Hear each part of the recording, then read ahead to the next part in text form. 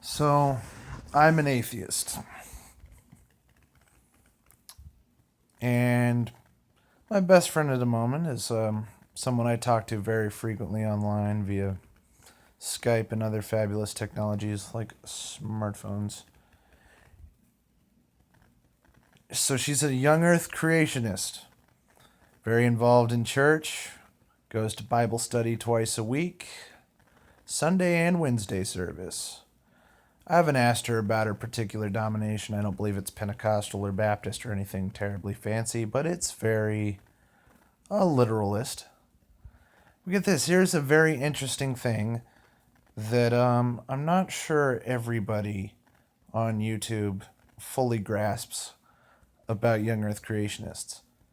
They're also human beings with lives outside of their faith. And it's interesting because what I like about my friend is she's an adult, married, in her 20s, late 20s, and I consider her an intellectual. It's interesting. She has nuanced views on ethics, on her own faith, on people, psychology. She likes, highbrow movies. She loves Quentin Tarantino and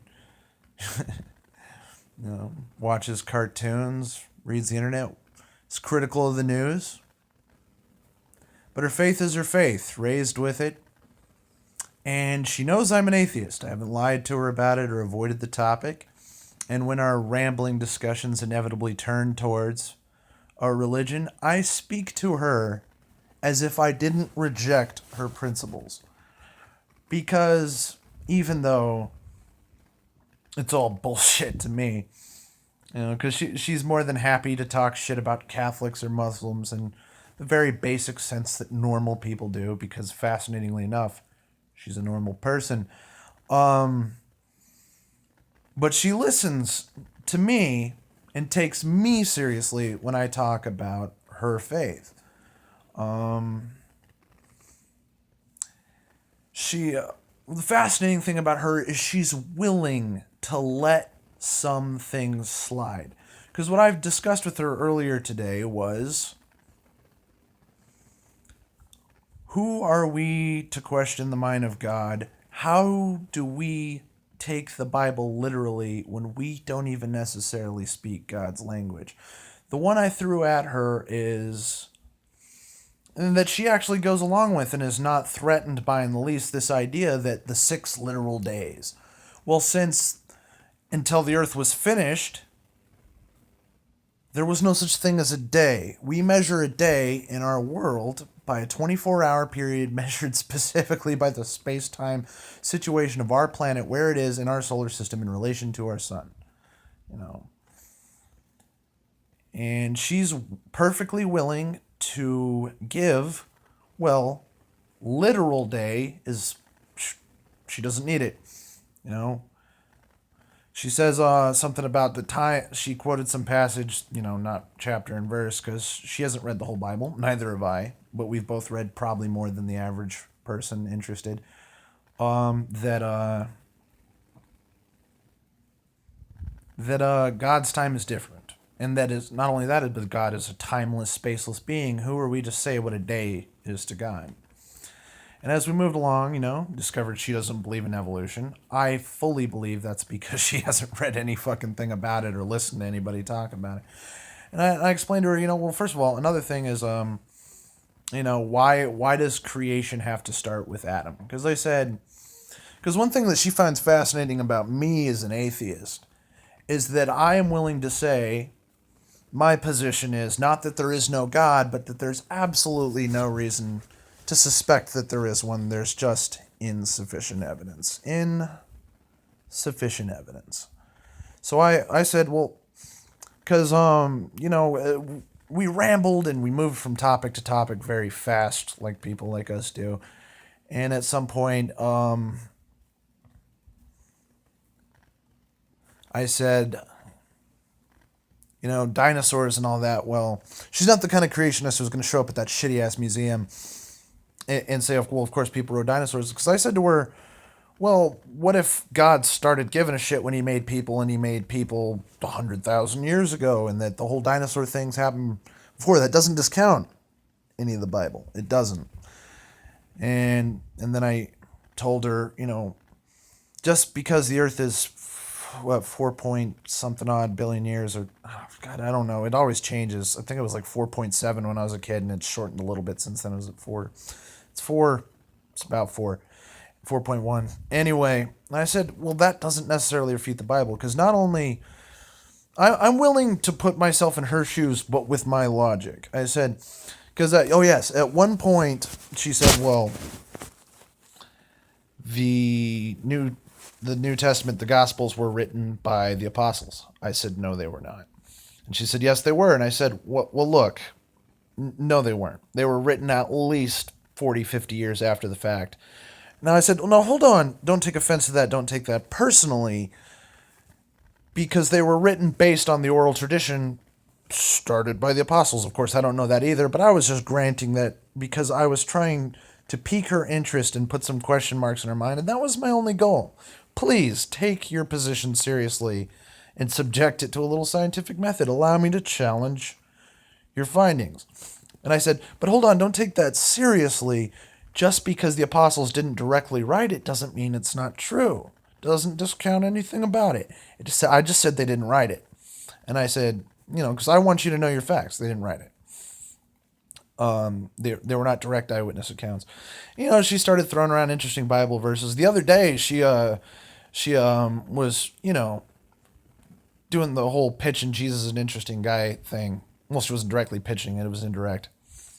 Saying, dude, he sweat blood. He was really sweating the whole getting crucified thing. And I said, agony of Gethsemane. Generally agreed upon to be a forgery. There was a schism in the church. There were people who said Jesus was fully divine. And then there were people who said Jesus is fully human.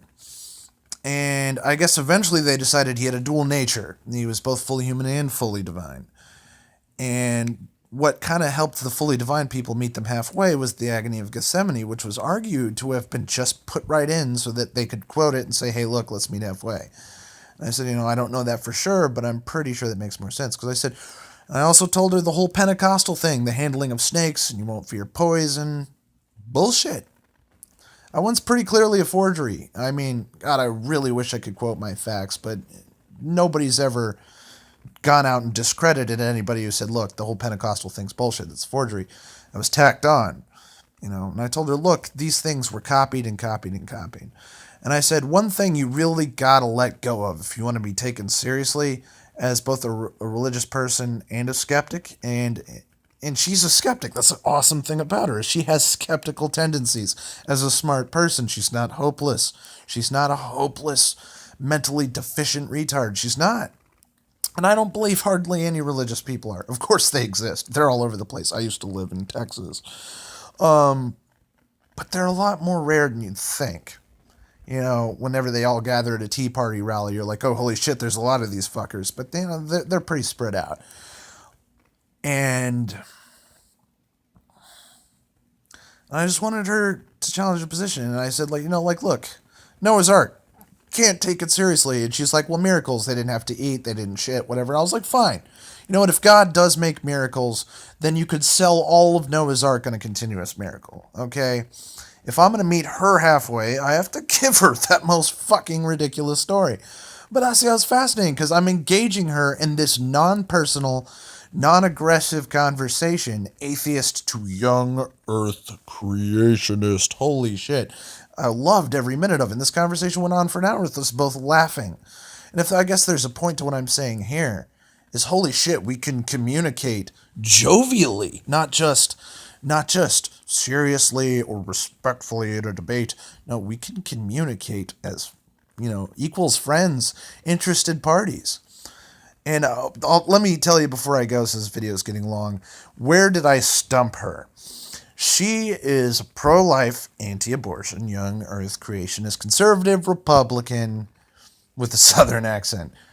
But I've had nothing but praise to say for her so far. So where did I stump her, and why do I give her all the credit in the world for telling me she had no answer and had to think about what I said? She said she's pro-death penalty. I said as a religious person, I was anti-death penalty. And now as a secularist, moral relativist, I'm anti-death penalty. And I said I objected for it on the same reasons. But here, let me tell you why, as a Christian, I rejected the death penalty.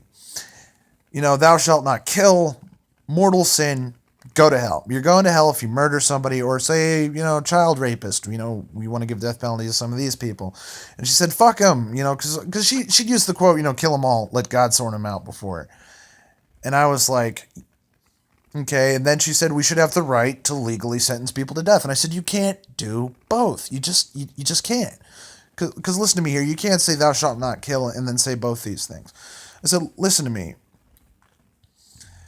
You believe that these people who commit these egregious sins and then don't, because she also says that you can't just deathbed convert. You have to seriously accept. And I didn't get into just like, tell me at what point are you deathbed converting or passively trying to get out of shit, or are you really accepting the Savior into your heart and shit? I didn't challenge her on that because that would have took too long. But I said, if this person is going to spend infinity in hell, say there's a child rapist who, killed and murdered a 10-year-old girl after raping her. These people exist. We hear about them all the time on the news. They're horrible, and we want to sentence them to death. And I said, okay, keep in mind, it's not cheaper to kill people. The death penalty comes with all sorts of courts of appeals, could go all the way to the Supreme Court. People usually languish on death row for at least 10 to 15 years. They cost just as much, if not way more. Okay, there's no financial reason to support the death penalty. The only way you could say it is, they just don't deserve to live. Well, if these people, you say as a Christian, are going to spend eternity in the torment of hell, say this person's 40 years old, say that they could have lived till 90. If they are going to languish and suffer in eternal, horrible torment for infinity, who are you to add 50 to that infinity? Isn't that a little bit blasphemous to say if God is going to destroy them, then us on earth here in this little trial run for paradise, we do have a responsibility, of course, to lock these people up. But do we have the right to kill them and send them straight to hell? Do we have that right to disobey a commandment, to take God's judgment on our own and say, we will not suffer this person to exist? Of course, we won't suffer them to remain free and uninhibited in society. We will not tolerate their crime. We will not consider them even as a fair and square, normal card-carrying human being like the rest of us. We can hate them in every way. But can we kill them righteously? No, we can't. No, we can't. We can't do it. We can't do that at all. And she said, you know what? I can't answer you on that right now. I have to think about it, pray about it, yada, yada. I love this person.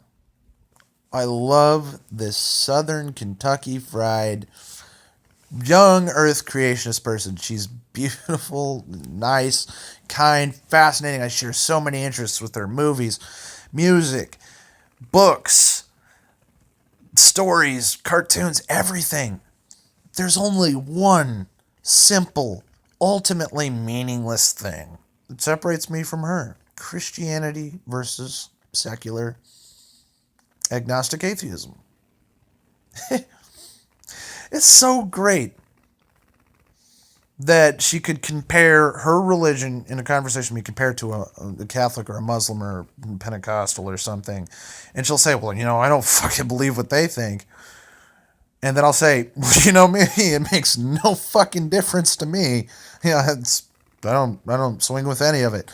And she laughs. She laughs a real, genuine laugh and thinks that's funny. Please don't think there's no hope for the Michelle Bachmans of the world. Somewhere inside these people is just a human being with all the intricacies, nuances, quirks, faults, failings, weaknesses, inadequacies, incorrectness. I'm not perfect, and neither is she. She's married with a career and a house. I'm a deadbeat. You know, I would rather not judge. I'd rather not be judged. Keep thinking critically. Logic, all that fun shit. Maybe I'll have a catchphrase soon enough. I've talked for long enough. See you some other time.